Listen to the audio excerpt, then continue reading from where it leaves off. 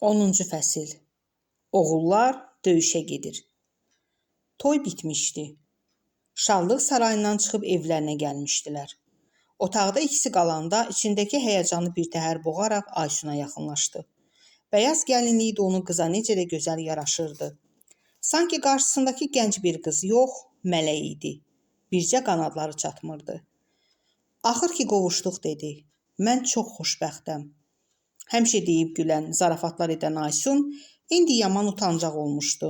Başını aşağı endirərək astadan mən də xoşbəxtəm deyə pıçıldadı. Bu füsunkar qız artıq onun ömürlük həyat yoldaşı idi. Bunu anlamağın sevinci Elturanı yerdən qaldırıb səmalarda uçurmağa bəs edirdi. Həyat yoldaşı. Aysun onun həyat yoldaşı idi. Həyatı boyu ona sədaqətlə yoldaşlıq edəcəkdi. İki bədəndə bir can olacaqdılar ömürlərinin sonuna kimi.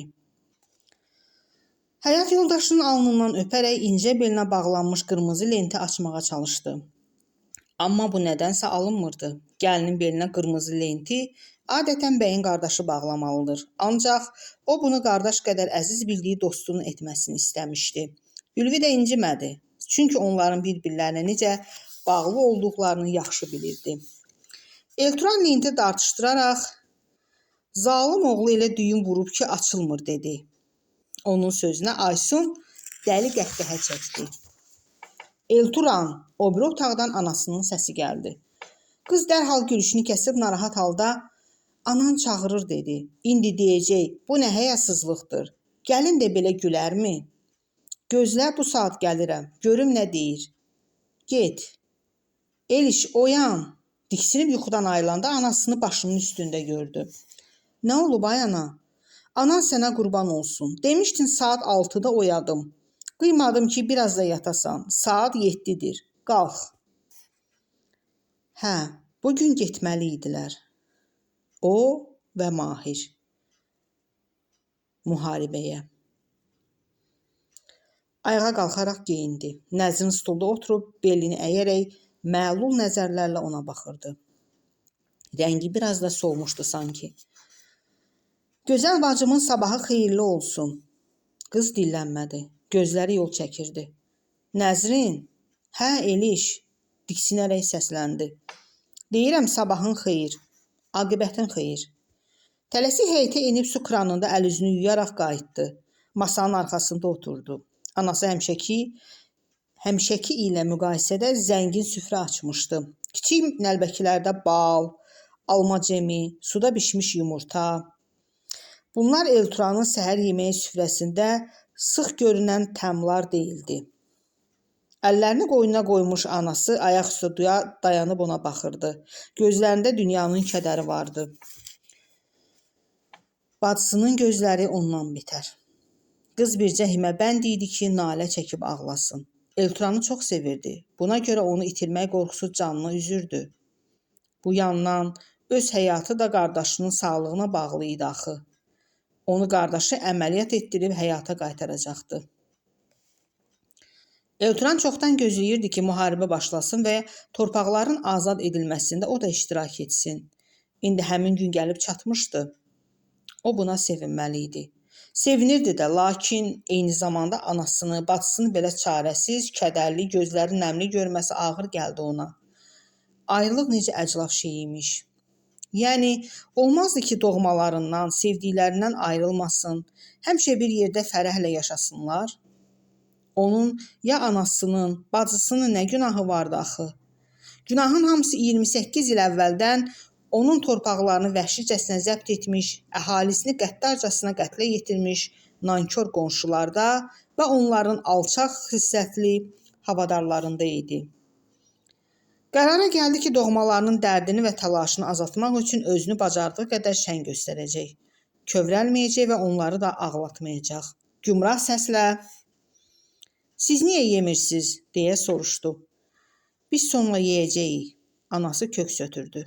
Elturan düşündü ki, anası belə deyir, amma bugün axşama kimi boğazından su da keçməyəcək. Ağzındakı loxmanı çeynəyib udaraq dedi. İmkan olsa, müharibəyə getməyimi axıra kimi Ülvidən gizlədin. Uzaq yerdədir. Fikir çəkib dərslərindən axsamasın.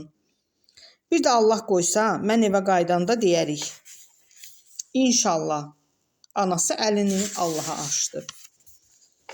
Yeməyi bitirib ayağa qalxanda Rəşadın dünənki halını xatırladı. Onun döyüşə getmək qorxusundan hiylə işlətdiyini anlamışdı.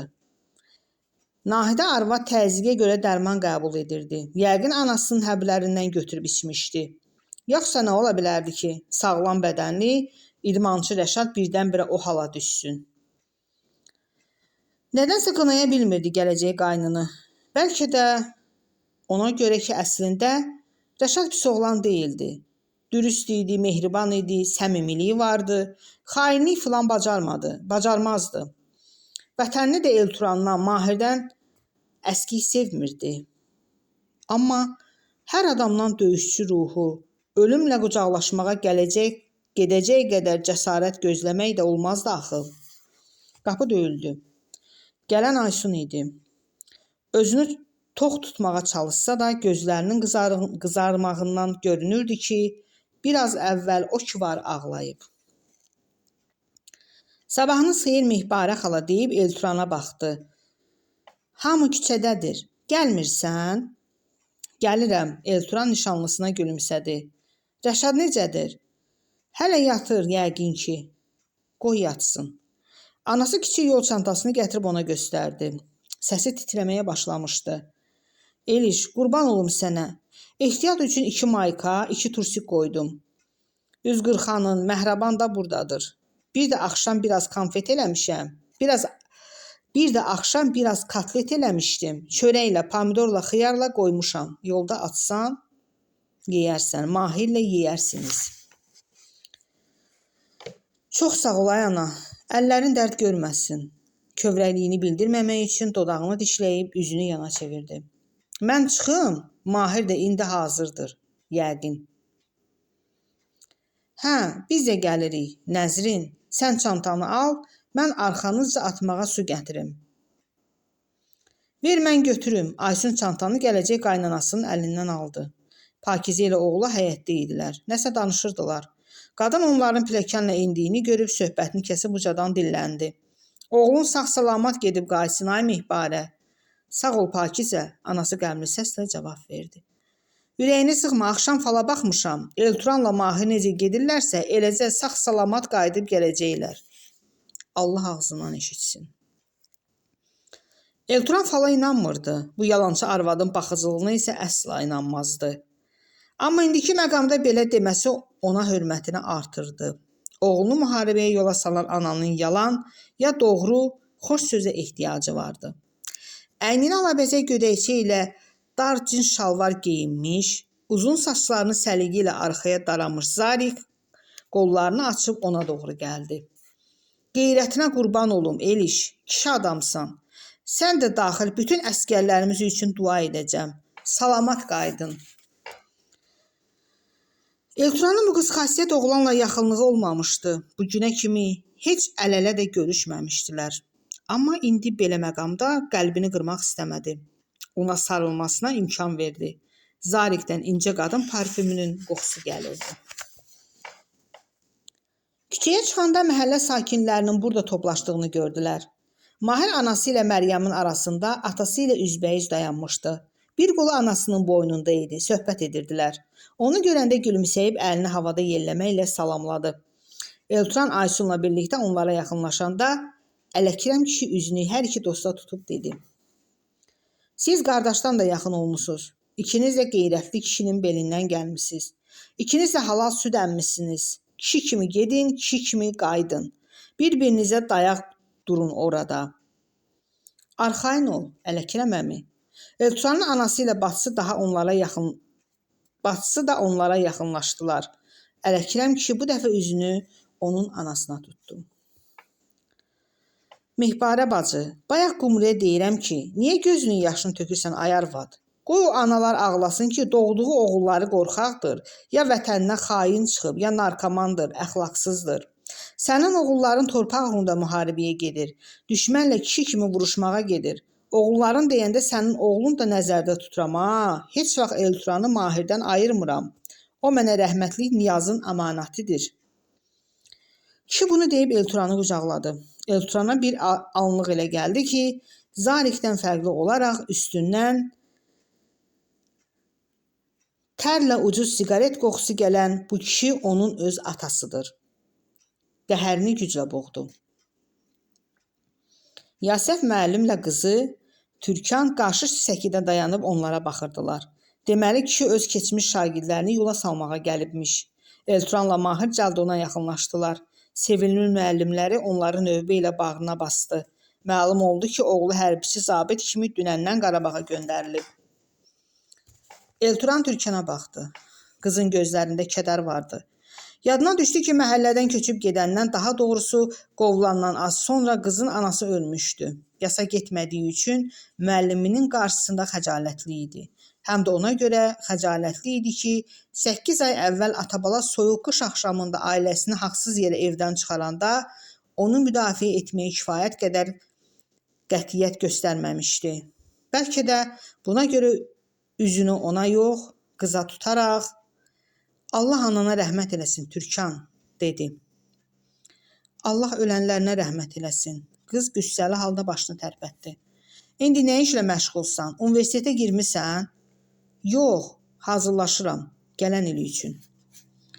Türkan 8 ay müddətində nəzərə çarpacaq dərəcədə böyümüş, ərgən qız olmuşdu. Boyu elə indidən kifayət qədər hündür idi. Ancaq ondakı dəyişiklik tək bu deyildi. Əvvəllər işi gücü yalnız anasına qulluq etmək və digər ev işləri olan qız anasının ölümündən sonra yəqin ki, özünə baxmağa vaxt tapırdı. Əyninə tünd göy şalvar və kül rəngli qısaqol kofta geyinmişdi. Xırda qıvırcıqları olan uzun saçlarının az bir hissəsini hörərək başının üstündən keçirməsi, iri qara gözləri və ətli dodaqları ilə onsuz da gözəl görünən üzünə əlavə cəzibədarlıq verirdi. İnşallah, gələn il girərsən, dedi. Çox sağ ol, siz də salamat qaydın, inşallah. Cahangirlə bərabər sizin üçün də dua edəcəm. Hər saat. Sağ ol, Türkan. Bu vaxt Aysun yanlarına gəlib Elturanın qoluna girdi və başının işarəsi ilə öz həyat qapılarını göstərərək göstərdi. Rəşad qapının ağzında dayanıb onlara baxırdı. Onu Yasəf müəllim də gördü. Rəşad orada niyə dayanıb, deyə soruşdu. Xəstədir, Mahir cavab verdi. Dünən təzyiqi kəskin aşağı düşmüşdü. Hə, kişi başını tərpətdi. Yastığı yüngül olsun, mən sizi tutmayım, gedin dostlarınızla görüşün. Unutmayın ki, vətəni, milləti yaşadan, başını uca edən sizin kimi qeyrətli, cəsarətli oğullar olur. İgidliklə vuruşun, sinəniz olan yerdə kürəyinizi düşmən gülləsinə tuş gətirməyin. Tanrı özü sizi qorusun. Siz bu vətənə, bu millətə həmişə lazım olacaqsınız. Bunu deyib hər ikisini bir daha bağrına bastı. Alınlarından öpdü. Elturan dönüb Türkana baxanda onun baxışlarında bir fəryad görüb sarsıldı. Nə deyəcəyini bilmədi. Çevrilib Mahirlə birlikdə Rəşada doğru gedəndə yenidən qoluna girmiş nişanlısı kinayəli səslə dilləndi. Türkan xanım nə əcəb gəlib görəsən? Özü də bəzənib düzənərək. Saçlarını da lap Rihanna kimi düzəldib. Qapıya yetişdikləri üçün qıza cavab verə bilmədi. Rəşadın üzü hələ də solğun görünürdü. Dolub durmuşdu, dodaqları titrəyirdi. Elturanı qucaqlayıb ağladı. Sizə qurban olum, özünüzü qoruyun, nə olar? Sağ-salamat qayıdıb gəlin, sizə heç nə olmasın. Vallah, sizə bir şey olsa ürəyim partlayar, özünüzü qoruyun.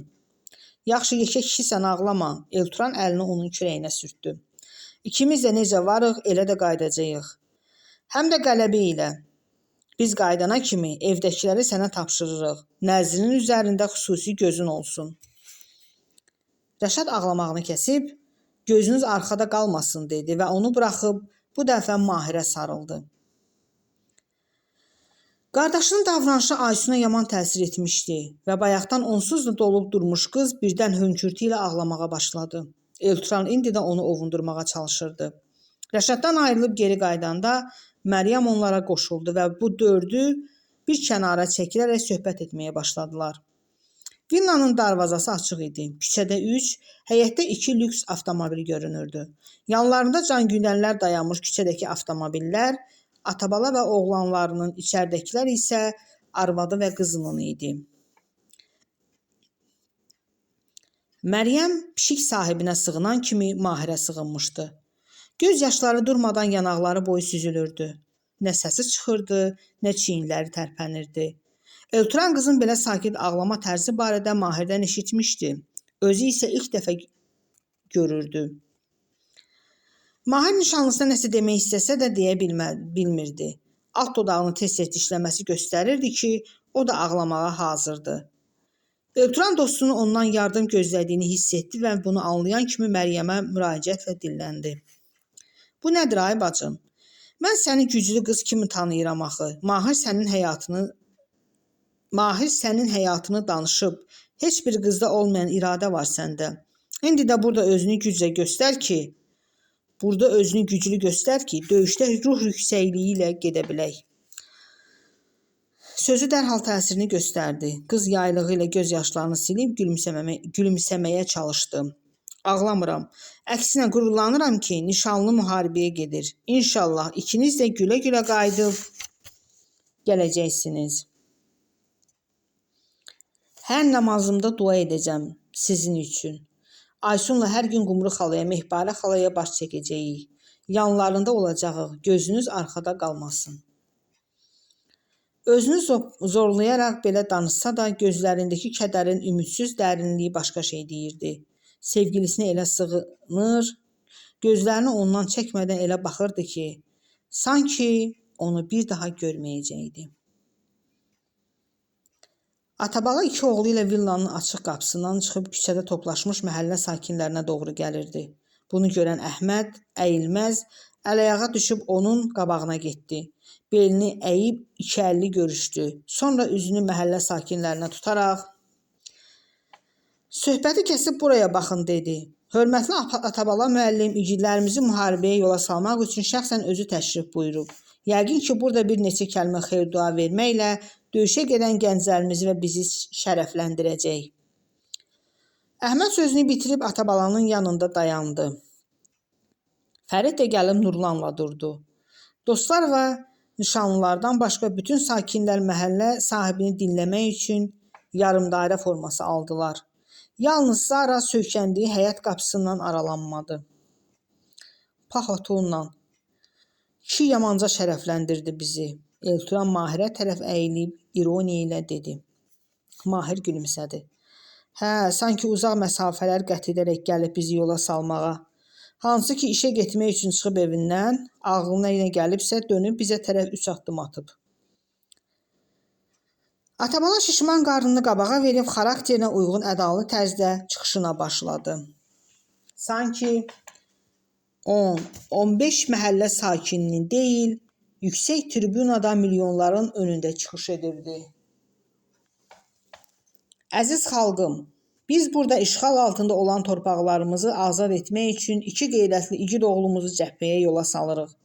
Bugün elə bir gündür ki, biz hamımız gərək bir olub düşmənə qarşı birlikdə vuruşaq. Vətən hamımızındır. Bizim borcumuzdur ki, bu ağır gündə onu darda qoymayaq. Lazım gəlsə, yolunda canımızı verək. Elturanla Mahir onu dinləmirdilər. Mahir bir qədər kənara çəkilib telefonla taksi sifariş verdi. O yerinə qaydanda Atabala sözünü bir təhər bitirib oğlanları ilə bərabər avtomobillərinə tərəf getdilər. Əhməd adamlara səslənərək vətənpərvərlik mövzusunda yeni yazdığı bir şeiri oxumaq istədiyini bildirdi və razılıq gözləmədən oxumağa başladı. Ona qulaq asan yox idi, amma şeirin son iki misrasını elə bağıraraq dedi ki, kimsə eşitməyə bilməzdi. Qoy bu əyilməzin canı fəda olsun vətəninə. Təbəssümdən yanaqları çökəlmiş Mahir dostuna baxıb gizlincə göz vuranda, Elturan onun anladığını başqa kinayəli tərzdə yelləməklə bildirdi. Taksi gəlib çıxmışdı. Mahir saatına baxıb getmək vaxtının çatdığını bildirdi və əzizləri ilə vidalaşmağa başladılar. Məhəllə sakinlərinin hamısı bir-bir onları qucaqlayırdılar. Hətta Zara da hər ikisini bağrına bastı. Gözləri yaşarmışdı. Ailə üzvləri vidalaşmaq üçün axıra qalmışdılar. Anası Mahirə ilə sarılmış, elə bərk-bərk özünə sıxmışdı ki, istəsə də onun qolları arasından çıxa bilmirdi. Ələkrəm köməyə gəlib arvadını oğlundan birtəhər ayırdı. Sonra özü sarıldı Mahirə. Elturan əvvəlcə anasını, daha sonra nəzrini bağrına bastı. Bacısı hönkürtü ilə ağlayırdı və biraz narazılıq da vardı davranışında. Sinəsinə sığındığı qardaşından hıçqırtılı səslə "Axı bizi qoyub niyə ölmə gedirsən?" deyirdi. "Getmə də nə olar? Bax Rəşad da getmir, sən də getmə. Sənə bir şey olsa biz nə edəcəyik?" Elturan heç nə demədən onu özündən ayırdı. Çünki əgər 15 yaşlı bacısı hələ də belə düşünürdüsə, bu məqamda ona deyiləcək sözü yox idi. Buna vaxtı da, hövsələsi də çatmazdı. Getmək lazım idi. Anası yarıya qədər su ilə dolu vedrəni əlində tutub ona baxırdı. Ağlamırdı. Amma gözlərində elə dəhşətli kədər vardı ki, ağlasaydı bundan yaxşı olardı. Mahir və valideynlərindən ayrılaraq nişanlısına yaxınlaşdı. Bir anlıq tərəddüddən sonra ilk dəfə bir-birlərinə sarıldılar. Ancaq bu ilk sarılma, ilk qovuşma olduqca qısa çəkdi. Mahir nəyə görsə qızdan çox tez, həm də çox qəfil ayrılıb taksiyə doğru getdi və qapını açaraq arxa oturacaqda əyləşdi. Elturan hələ öz nişanlısı ilə vidalaşmaqda idi. Aysun ona, o Aysuna sarılmışdı. Sinəsinə basılmaqdan yaslanıb əzilən şux döşlərin əsrarəngiz təması bu anlarda ona nələr demirdi. Yaşamağın, sevib sevilməyin həddən artıq gözəl bir şey olduğunu deyirdi. İndi qoyub gedəcəyim bu məhəllədə onu sözün həqiqi mənasında baş dumanlandıracaq xoşbəxt bir həyatın gözlədiyini deyirdi. Bir də bunu deyirdi ki, o artıq ayrılıqda yarımçıqdır və yalnız sinəsinə sıxılmış bu qızla birlikdə bütöv varlıq ola bilər. Taksinin siqnal səsi gəldi. Yəqin sürücüdən Mahir xahiş etmişdi ki, siqnal verməsin. Sevgililər bir-birindən ayrıldılar. Aysun gözlərinin yaşını əlinin arxası ilə silərək titrək səslə dilləndi. "Nə olar, özünü qoru Eliş. Unutma ki, burada səni dəli kimi sevən bir qız var və o səni həsrətlə gözləyir." "Unutmaram." Elturan gülümsədi. "Mən də səni dəlilər kimi sevirəm. İnşallah müharibə lap tez qurtaracaq və sağ-salamat qayıdıb gələcəm." Qaçıb arxa oturacaqda Mahirlə yanaşı oturan kimi taksi yola düşdü. Arxaya baxanda gördü ki, anası, Qumru xala, Nahidə xala və bir də Zara arxalarınca su atırlar. 20-30 metr getmişlər ki, bir də geriyə boylandı və dönüb sürücüyə "Saxla, saxla" deyə həyəcanla səsləndi. Məryəm adamlardan ayrılıb maşının arxasınca qaçırdı. Onu Mahir də gördü və titrək səslə sürücüdən xahiş etdi ki, saxlamasın, sürsün. Taksi yenidən hərəkətə gəlib yoluna davam etdi. "Niyə belə edirsən? Bəlkə sözü var sənə?" Elturan dostuna məzəmmətlə baxdı. Mahir dinmədi. Taksi məhəllələrin bitinini buruldu. Bir neçə saniyə sonra Elturan yenidən arxaya çevrildi və gördü ki, Məryəm sürətini artıraraq dəli kimi arxalarınca qaçır. "Qızın ürəyi partlayacaq, dayan!" Elturan əsəbi halda sürücüyə çığırdı. "Yox, sür!" Mahir yenə inad etdi. Maşın sürətini artırıb qızı xeyli arxada qoydu. O artıq görünmürdü. "Niyə belə edirsən axı?" Elturan inci halda soruşdu. Mahir yaman kövrəlmişdi. "Bacarmazdım" dedi. "Nəyi bacarmazdın?" "Onunla vidalaşanda özümü güclə saxladım. Amma indi düşüb görüşsəydim, mütləq ağlayacaqdım. İstəmirəm. Məryəm məni ağlayan görsün." Bunu deyəndə gözlərindən axan 2 damla yaş yanaqlarına süzüldü. "Yaxşı, bəs indi niyə ağlayırsan?" Elturan başını yellədi. "Heç yaraşırmı sənə? Düşməni ağlamağa gedirsən? Özün ağlayırsan." Mahir yanaqlarında iz açmış 2 damla yaşı qurulayaraq "Ürəyimə damıb ki" dedi və dərindən köks ötürərək davam etdi. "Məryəmi bir də görə bilməyəcəyəm." Elturan əvvəl nə deyəcəyini bilməyib susdu. Gözləri bir anlıq yol çəkdi və birdən əsəbi halda səsini qaldırdı. Gic-gic danışma. Pax kişinin oğlunun ürəyinə damıb. Nə olsun? Mənim də ürəyimə damıb ki, hər ikimiz sağ-salamat qayıdıb gələcəyik. İndiyə qədər heç səsi çıxmamış yaşlı sürücü ilk dəfə dillənib kədərli səslə "Amin, inşallah" dedi. Toplanış məntəqəsində adam əlindən tərpənmək olmurdu. Könüllü döyüşə gedəcək gənclərin sayı hesabı yox idi. Onlara hərbi uniforma və silah verib üstü brezent örtüklü, arxası açıq hərbi yük maşınlarına doldururdular. Uzun maşın karvanı Qarabağa doğru yola düşdü. Çölü rahat görmələri üçün bilərəkdən maşının kuzovunun ən arxasında Elturan solda, Mahir isə sağda oturmuşdular. Şəhərin küçələrində hərəkət etdikcə bütün avtomobillər sürücüləri hərbi maşın karvanına dərhal yol verir, siqnallarla həmrəylik bildirirdilər. Balkonlarına çıxmış qadınlar onların arxasınca su atırdılar. Bu isə yolunuz su kimi aydın olsun demək idi. Dipçək gülləri ilə dolu olan bir balkonda dayanmış gənc qız çiçəkləri bir-bir qoparıb küçəyə atırdı. Bəzi balkon və pəncərələrdə Azərbaycanla Türkiyənin dövlət bayraqları yanaşı dalğalanmaqda idi. Öz torpağı uğrunda savaşa girmiş Azərbaycana güclü mənəvi dəstək nümayiş etdirən Pakistan və İsrailin bayraqları da arada gözə dəyirdi. Birinci Qarabağ müharibəsində Əliyalın fədailəri ilə hazırlıqsız vuruşmaq məcburiyyətində qalmış, namərd düşmənlə döyüş meydanında tamamilə təklənərək torpaqlarını itirmiş Azərbaycan artıq heç də gücsüz və yalnız değildi. Keçən illər ərzində özünə güclü ordu yaratmışdı və indi həmin güclü ordusu ilə düşmənin üzərinə gedirdi. Şəhəri arxada qoymuşdular. Uzun hərbi maşın karvanı sürətlə döyüş bölgəsinə doğru irəliləyirdi. Bu zaman təsirli bir mənzərə ilə rastlaşan Elturan onu dostuna göstərərək "Mahir, bur ora bax" dedi. Hansı rayondansa Bakıya sərnişin gətirən bir mikroavtobus yolun o biri tərəfində dayanmış, adamlar yerə enmişdilər. Mikroavtobusun sürücüsü olduğu anlaşılan iri gövdəli, üzünü tük basmış 50 yaşlarında kişi dizlərini tozlu asfalta ataraq hər iki əlini imkanı çatdığı qədər yuxarı qaldırmış, sanki eləcə heykəl kimi donub qalmışdı.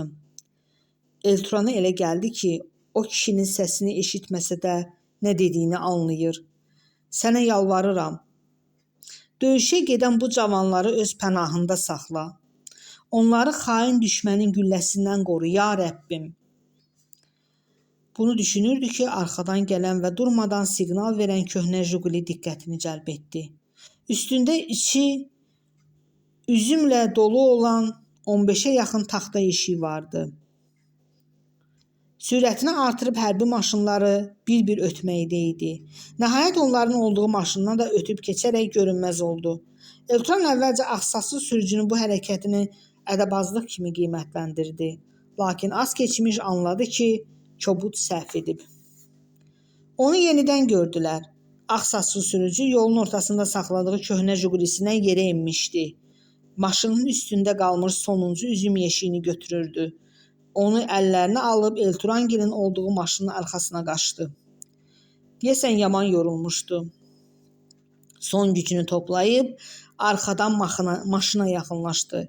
Yeşiyi başı üstünə qaldırıb Elturana uzatdı və elə həmin an müvazinətini itirib yerə sərildi.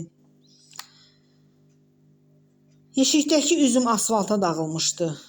Hərbi maşın karvanı sürətlə yoluna davam edirdi və daha o kişini görə bilmədilər. Elturan gördüyü mənzərədən yaman pis olmuşdu. Yazıq kişi dedi. Üst başından və maşınının halından görünür ki, çox kasıb adamdır. Üzümü də satmağa aparırmış. Kuzovdakı yoldaşları onun sözünü təsdiq etdilər.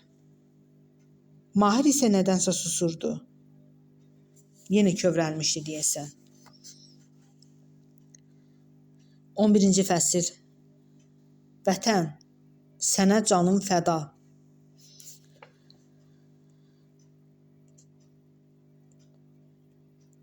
həmlə taborunun ordugahına yetişib, çadırlarda yerləşəndə hava qaralmışdı. Elturan, Mahir və daha bir qrup əskəri hələlik Vüsal adlı 28 yaşlı baş leytenantın taqımına vermişdilər. Vüsal onları brezent çadırda yerləşdirib dincəlmələrini tapşırdı. Elturanın içində uzun yolun yorğunluğundan başqa nəsə qəribə hiss də var idi. Bugünkü gün ona nədənsə bir il kimi uzun görünürdü. İnana bilmirdi ki, səhər saat 7-də anasının və onu şirin yuxusundan oyatması bu gün olub. Aysun üçün yaman darıxdı. Qızın səsini eşitmək və ona gəlib çatdığını bildirmək istəyirdi, amma burada telefonlar dalğa tutmurdu.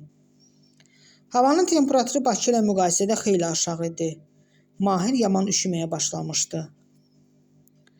Ana mənim üçün dəyişik mayka qoy, verim altdan geyin dedi.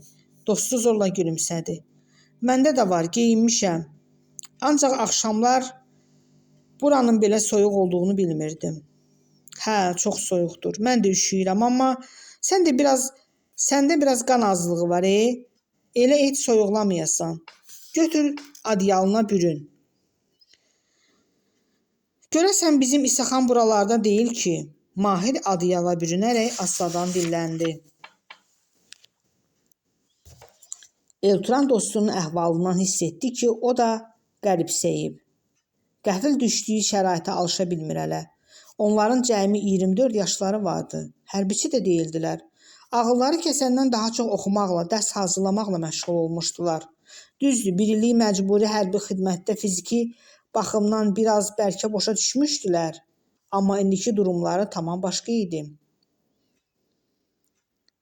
Dinc həyatlarından ayrılıb bura gəlmişdilər və müharibə hər an başlaya bilərdi. Sabah Vüsaldan soruşarıq onu, dedi. Amma elə həmin axşam Gizir İsaxan Qaniyev özü gəlib onları tapdı. Hər ikisi sevinclə bağrına basıb çadırdakı əskərləri az qala ev sahibi kimi salamladı. Sonra üzünü gənc dostlarına tutub, hə, deməli siz də gəldiniz, igidlərim, dedi. Bu taborda olduğunuzu öyrənən kimi dedim gəlim görüm. Burada bildim ki, Vüsal Babayevin tağımındasınız. Yaxşı oğlandır. Bakının Pirallaha qəsəbəsindəndir. Bir anlıq fasilə verib şən əhval ruhiyyə ilə davam etdi. Görürsünüz, mən sizin toyunuza gələcəkdim, amma əvvəl özünüz mənim yanıma gəldiniz. 34 yaşlı Gizirin bu qədər sevinci olması savaşa sevə-sevə könüllü gəlmiş Elturanın özünü də təəccübləndirdi. Sevinirsən, hə? Deyə soruşdu. Niyə sevinməyim? Qardaş, necə sevinməyim? 30 ildir xalqımız bu günü gözləyirdi. 30 ildir Qarabağ, hardasız qeyrətli oğullarım, niyə gəlib məni bu dığaların tapdağından qurtarmırsınız, deyirdi. İndi o gün gəlib çatıb. Sevinməyim deyirsən? İsaxan bunları deyib adyala bürünmüş Mahirə baxdı.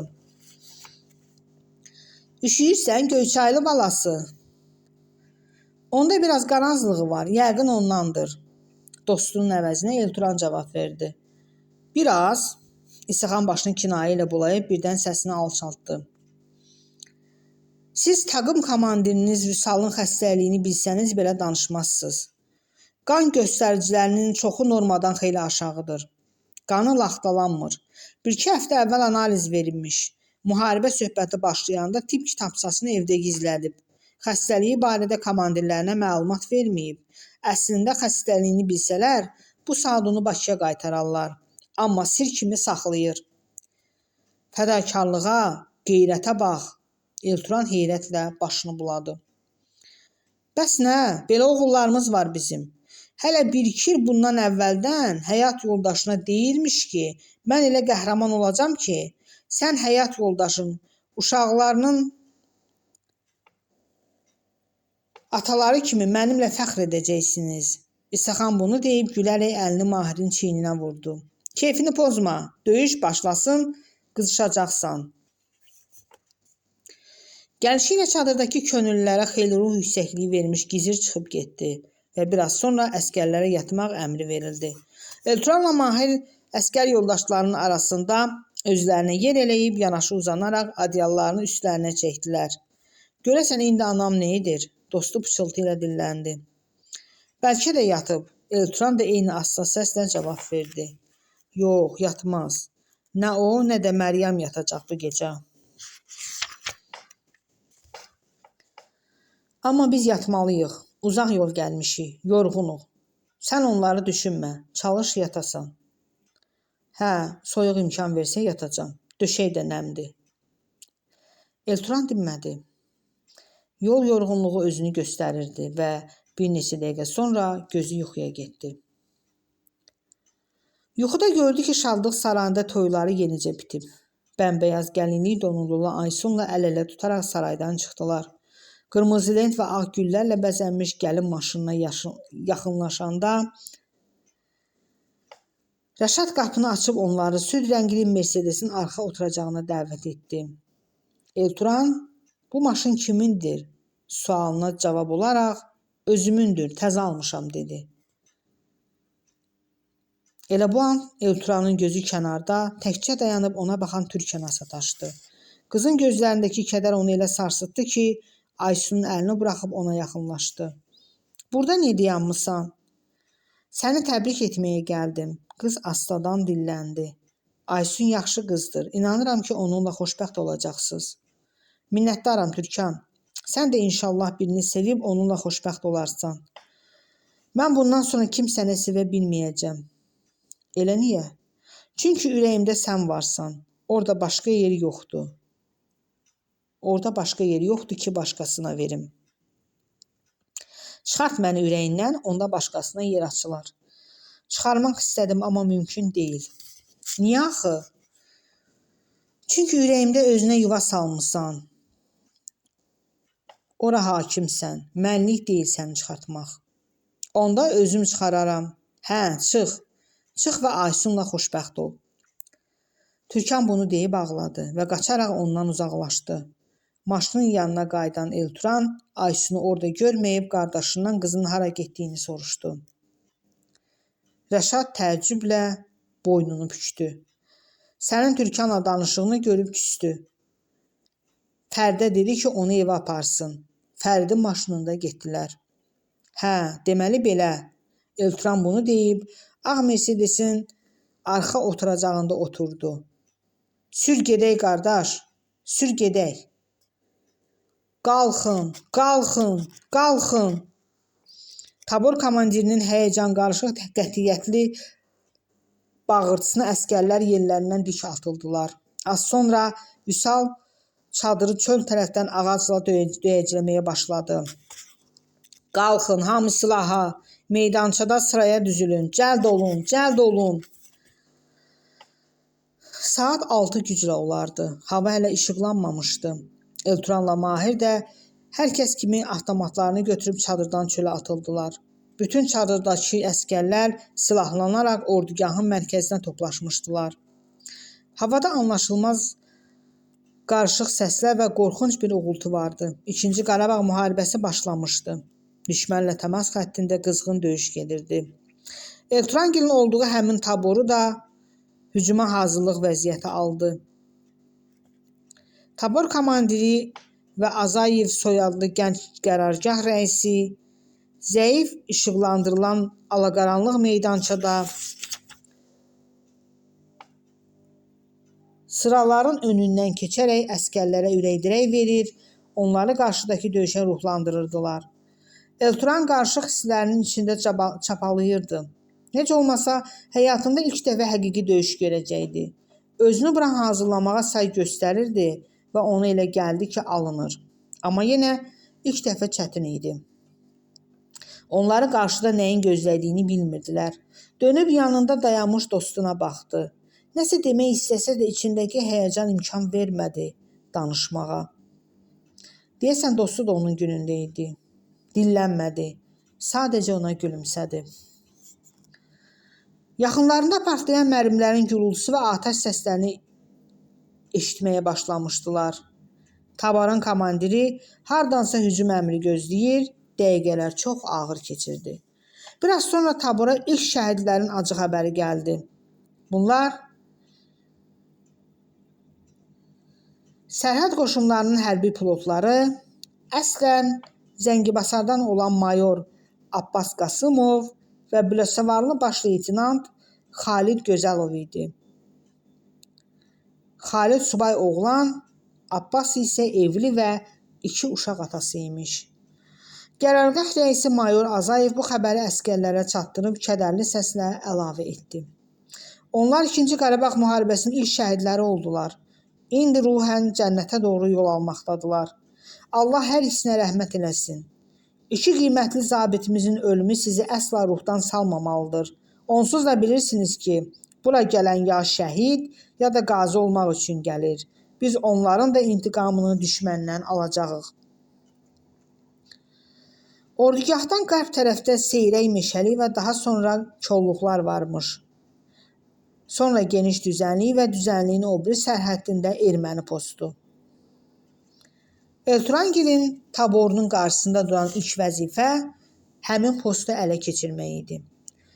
Hava işıqlaşmağa başlayanda tabora hücum əmri gəldi və tabor komandiri özü qərargah raisi ilə qabağa düşərək boğaz tellərinin gücü çatdığı qədər uca səslə bağırdı. Tabor, irəli, haydi aslanlarım, düşməni məhv etməyə gedirik. Allah hamımızın köməyi olsun.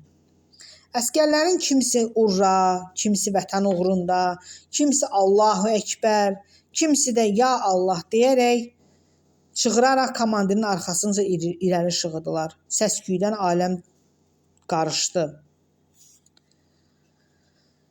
Nəhayət düşmənin postu göründü. Hücum edən tabor oradan minadan, avtomat və pnevmatlarla atəşə tutulurdu. Şəhidlər vardı. Avtomatını əlində hazır tutmuş əskər yoldaşları ilə irəli yüyürən Elturan özü bilmədən vurularaq yerə sərilmiş bir yoldaşının sinəsini tapdayıb keçdi. Bunu anlayanda elə dərindən sarsıldı ki, səndələyib dayandı. Və bu vaxt arxadan sürətlə gələn bir əskər özünü saxlaya bilməyib ona çırpıldı. Hər ikisi yerə yıxılsa da tez qalxıb yoldaşlarına qoşuldular. Mahiri görə bilmədiyi üçün biraz fikri onun yanında qalmışdı. Posta yetişəndə silahlı erməni əskərlərini ilk dəfə gördü. Açdığı atəşlə onlardan birini yerə sərdi. Həyatında ilk dəfə idi ki, insan həyatına qəsd edirdi və onu az əvvəl şəhid nəşini tapdayıb keçməsindən heç də az sarsıtmadı. Amma ikinci sarsıntı tez keçib getdi. Düşündü ki, bu müharibədir və o heç də insan həyatına qəsd etməyib.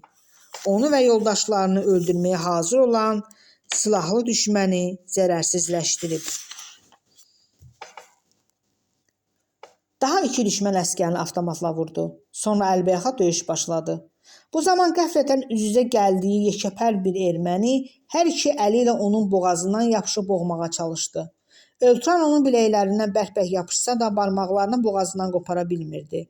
Bu ringlə güləş yarışı deyildi, ölüm-qalım savaşı idi və belə bir anda ani olaraq düşünüb qərar vermək çətinləşirdi. Amma Elturan iradəsini toplayıb nə edəcəyi barədə düşünə bildi. Ani qərar qəbul edib, gövdəsini geri çəkərək dizi ilə rəqibinin paçası arasına güclü zərbə endirdi. Düşmən ağrıdan bağrım 2-yə qatlananda vaxt itirmədən onu avtomatla güllələdi. Boğulduğu üçün özü də çətinliklə nəfəs alırdı. Döyüş həmlə taborunun qələbəsi ilə bitdi. Düşmən postu ələ keçirilmişdi.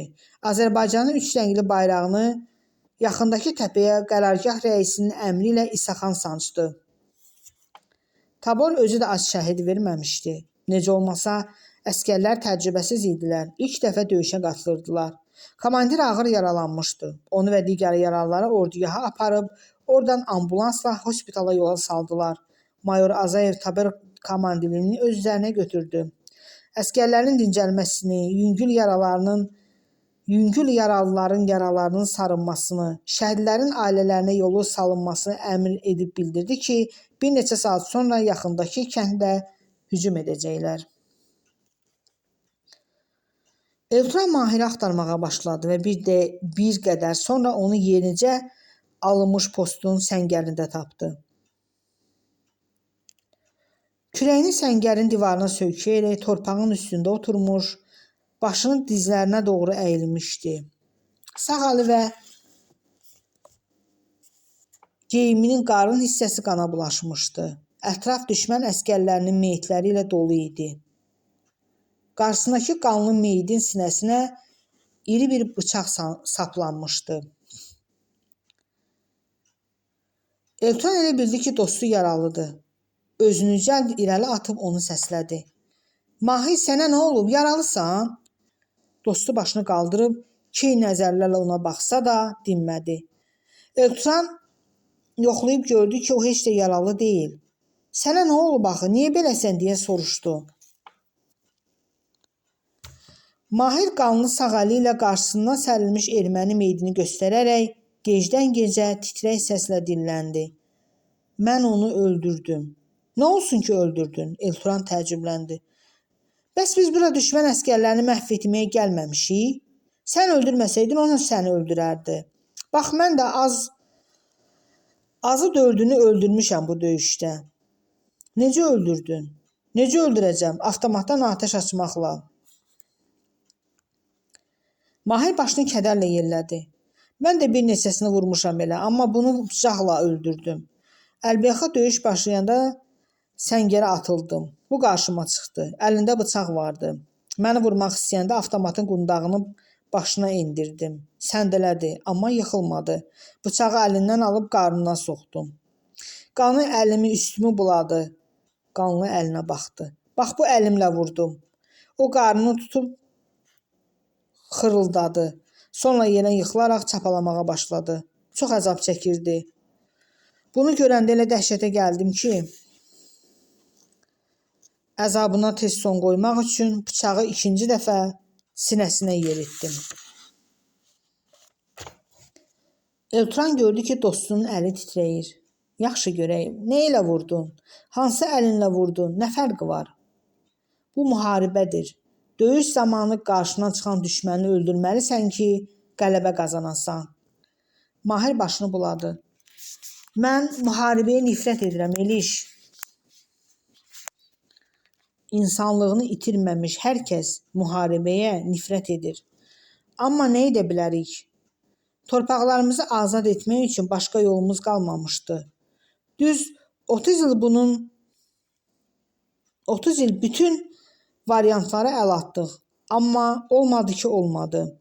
Eltran bir anlıq susaraq dərindən ah çəkdi. Biz posta hücuma keçəndə ayaqlarım altında bizimkilərdən birinin cəsədi qaldı. Bilmədən tapdalayıb keçdim. Eşidirsən? Şəhidin sinəsini tapdadım. Eltran sözünü bitirib, nəmləmiş gözlərini əli ilə quruladı.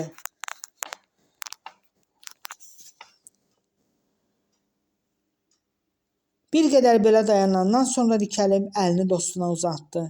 Qalx ayağa, qalx gedək, əlini yu. Mahir əlini ona verib qalxdı. Birlikdə yoldaşlarının yanına getdilər. Tabor xeyli şəhid vermişdi. Yaralılar vardı və başqa yerlərdə döyüşən dəstələrdən də şəhid xəbərləri gəlirdi. Orada eşitdilər ki, bugünkü döyüşlərdə Mingəçevirdən olan Əli və İslam Əhmədov qardaşları da şəhid olublar. 2 doğma qardaş eyni gündə. Möhkəm dur ana, möhkəm dur ata. Evinə birdən-birə 2 tabut gələcək. Mayor Azayev lazımi əmrləri verəndən sonra şəxsən özü birazdan hücumla alınmalı olan kəndin necə qorunduğunu öyrənməyə getdi və bu zaman əskərlik zamanı kəşfiyyat bölməsinə xidmət etdiklərini nəzərə alaraq Eltranla Mahiri də özü ilə apardı. Asif Azayev Şamaxı rayonundan idi. 34 yaşı vardı. 2016-cı ilin aprel döyüşləri zamanı General Polad Həşimovun dəstəsində düşmənə qarşı igidliklə vuruşmuşdu. Kəşfiyyata getdikləri kənd kifayət qədər güclü qorunurdu. Burada düşmənin çox sayda canlı qüvvəsi və texnikası cəmlənmişdi. Yaxındakı postların Azərbaycan həmlə taboru tərəfindən alındığını bildikləri üçün özləri hücuma hazırlıq görürdülər. Azayev kifayət qədər məlumat toplayıb lazımi qeydlər götürəndən sonra geriyə qayıtdılar. Günortadan az sonra tabor mayor Azayevin başçılığı ilə kəndə hücuma keçdi. Bu döyüş səhərki döyüşdən daha qızğın, daha qanlı idi.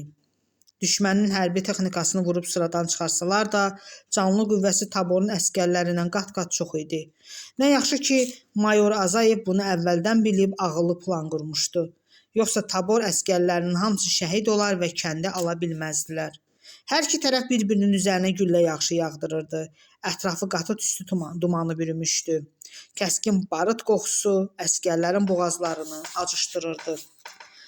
Belə bir məqamda Elturan Gizir Qaniyevin dəstəsindən ayrılıb atəş aça-aça düşmənlərin içinə doğru yeridiyini gördü. Onun bu cəsarəti hərəkəti erməni əsgərlərini vahiməyə salmışdı. Öz dillərində çığırışaraq hər yerdən qəhrəman Gizri atəşə tuturdular. Elturan açdığı sərrast atəşlə bir neçə düşməni yerə sərib, İsaxan, sən nə edirsən? Geri qayıt deyə onu çağırdı. Lakin artıq gec idi. İsaxan aldığı güllə yarasından yerə yıxılmışdı. Elturan onun yıxıldığını yerdən "Vətən, sənə canım fəda" deyə çığırdığını eşidəndə elə üşürgələndi ki, az qala başındakı tükləri qabardı. Cəld irəli atılıb sürünərək ona yaxınlaşdı. Gizrin yarasından durmadan qan axırdı. "Döz qardaş" dedi. "Səni buradan çıxaracağam." Ağrıdan qıvrılan İsaxan onun cavabında gülümsəyərək "Vətən, sənə canım fəda" sözlərini təkrar etdi. Elturan vətəni sevməyi Yasəf müəllimdən, ata-anasından və vətənpərliyi mövzusunda oxuduğu bədii əsərlərdən öyrənmişdi və həmişə elə düşünürdü ki, doğma torpağını onun qədər sevən olmaz. Vətən yolunda hər şeyindən, lazım gəlsə canından belə keçməyə hazır hiss edirdi özünü.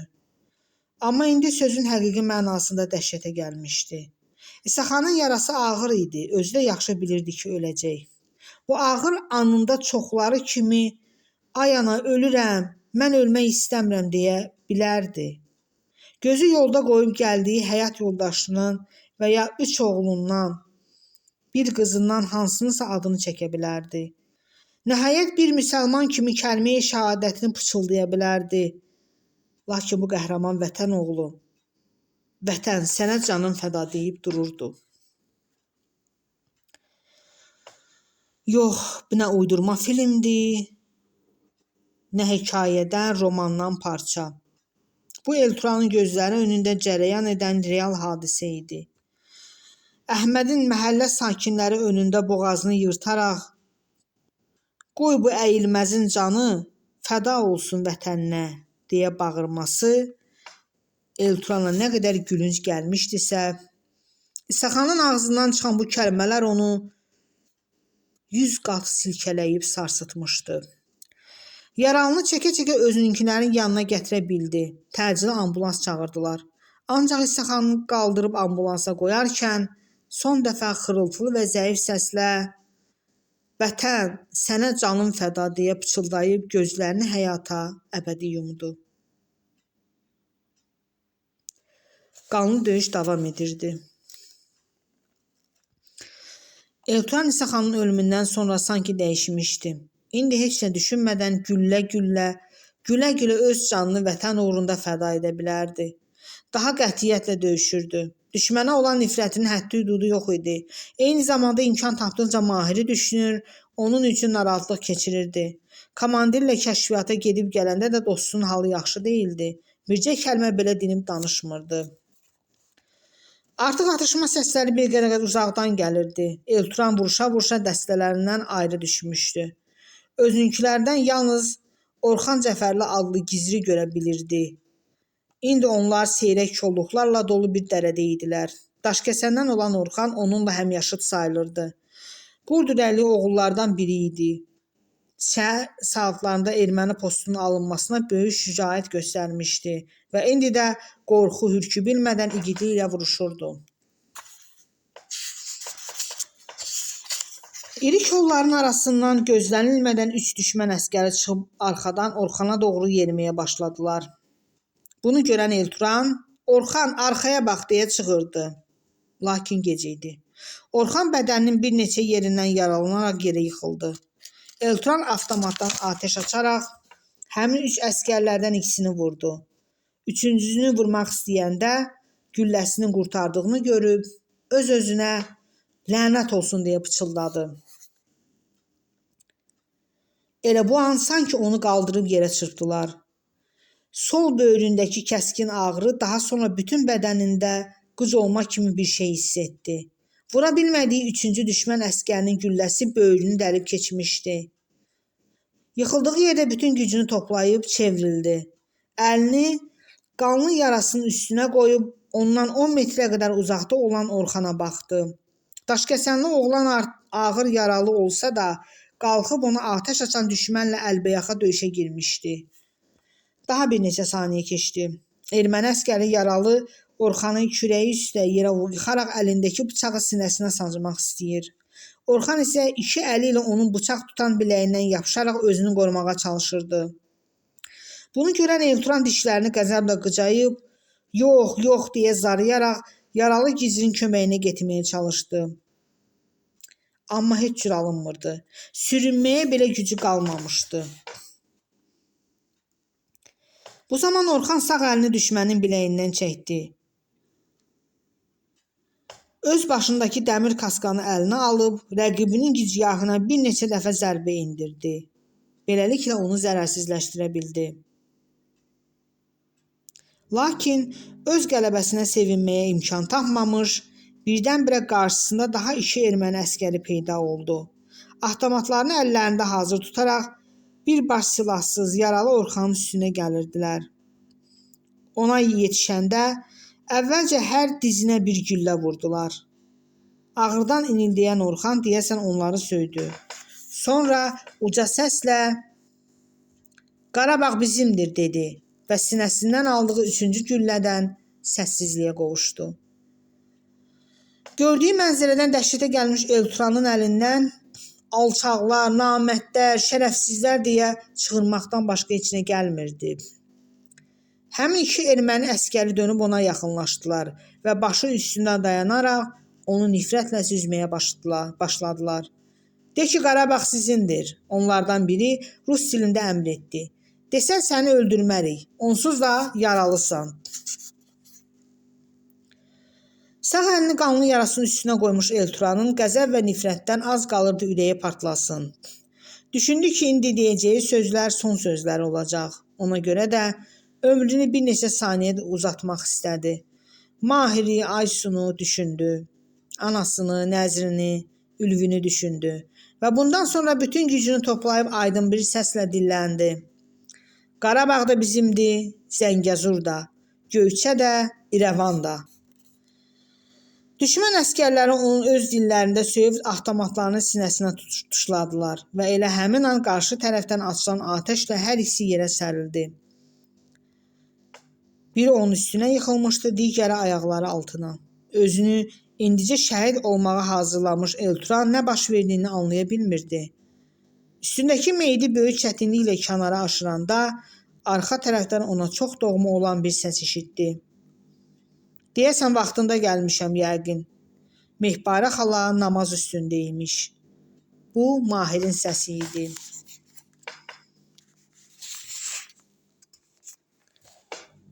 O an qanaxmadan huşunu itirən Eltran gözündə bir də döyüş bölgəsinə yaxın hərbi hospitalların birində açdı.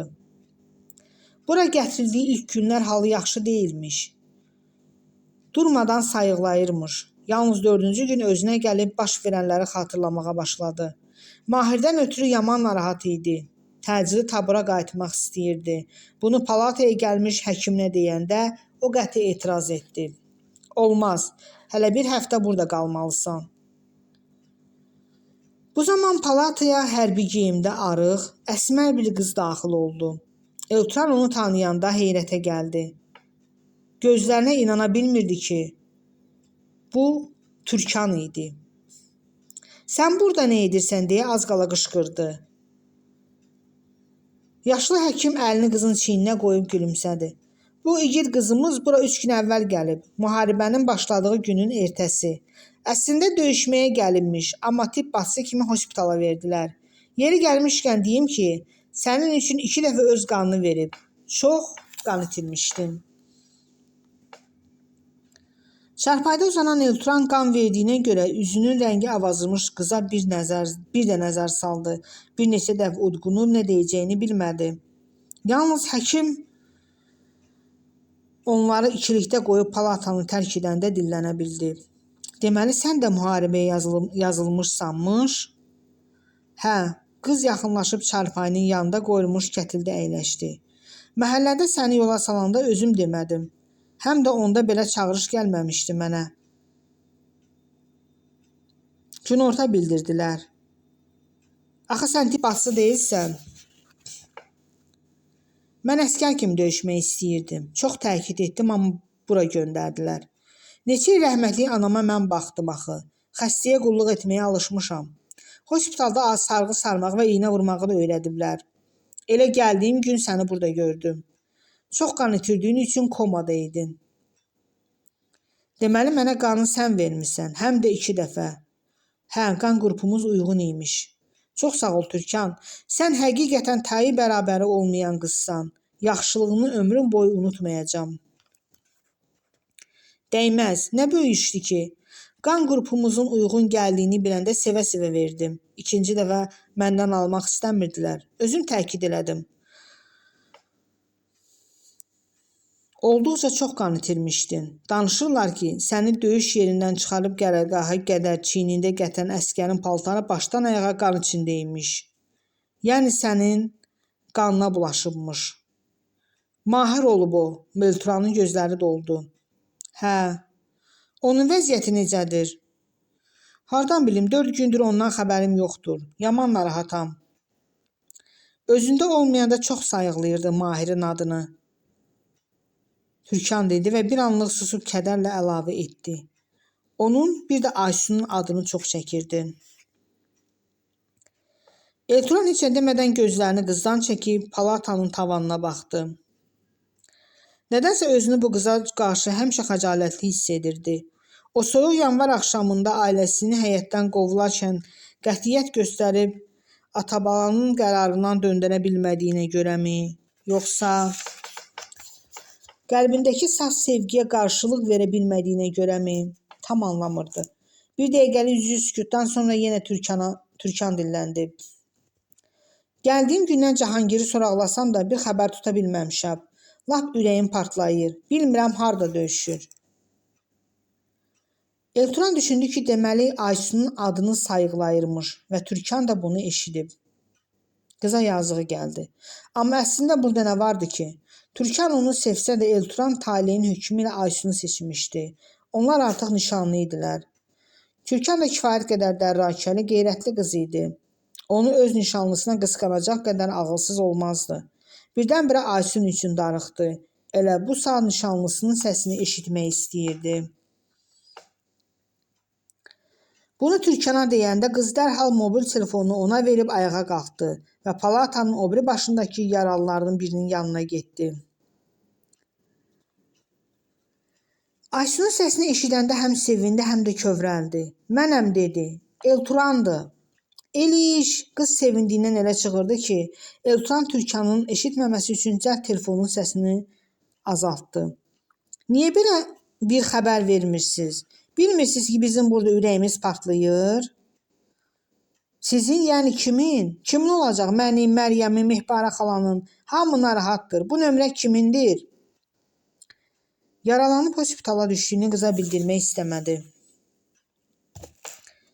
Bir əskərindir. Bizim telefonlarımızı alıblar. Bu oğlan da başqa tabordandır. İndi ayrılacaq, bu nömrəyə zəng vurma. Yaxşıdır, görək necəsən, Mahir necədir? Məryəm də hər gün ondan xəbər gözləyir. Lap dəli kimi olub yazıq qız. İkimiz də yaxşıyıq. Məryəmə də heç narahat olmasın. Döyüşlər necə gedir? İndi hardasınız? O barədə heç nə deyə bilmərəm. Hərbi sirdir. Sən danış görək, nə var, nə yox. Anamgil necədir? Rəşad necədir? Anamgil şükür yaxşıdırlar. Hər gün baş çəkirəm. Nəzim biraz çox xiffət eləyir. Ürək dirək verirəm. Rəşad da yaxşıdır. Hə, bilirsən nə elədi qardaşım? Siz gedəndən sonra maşınını satdı, pulunun hamısını müharibə üçün fonda köçürdü. Həqiqi deyirsən? Halal olsun Rəşada. Daha nə xəbər ətər var? Söz danışa bilmirəm, telefonu sahibinə verməliyəm. Hə, bir də Yasəf müəllimin oğlu şəhid olub. Meyidini bugün gətirəcəklər Bakıya. Nə danışırsan? Xəbərdən sarsılmış Elturan cəld Türkana baxdı. Qız o biri başdakı yaralılardan biri ilə söhbət edirdi. Bu çox pis xəbər oldu. Allah rəhmət eləsin.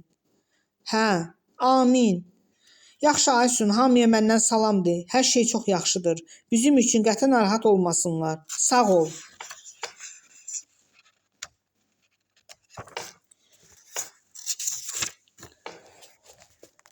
Nə olar, imkan düşən kimi zəng vurun. Eliş, bizi xəbərsiz qoymayın. Səni bərk-bərk öpürəm. Mənim qəhrəmanım. Danışığın bitdiyini görən Türkan ona yaxınlaşdı. Kim rəhmətə gedib Elturan? Bu ağır xəbəri qıza necə verə bilərdi? Anasının ili hələ çıxmamış qıza necə deyə bilərdi ki, qardaşın şəhid olub? Yox, deyə bilməyəcəkdi. Qoy yazıq qız hələ bir neçə gündə o ümidlə yaşasın deyə düşünüb, gəl özündən uydurdu. Aysunun tibb kollecindən bir rəfiqəsi var. Mənimlə də tanışdır.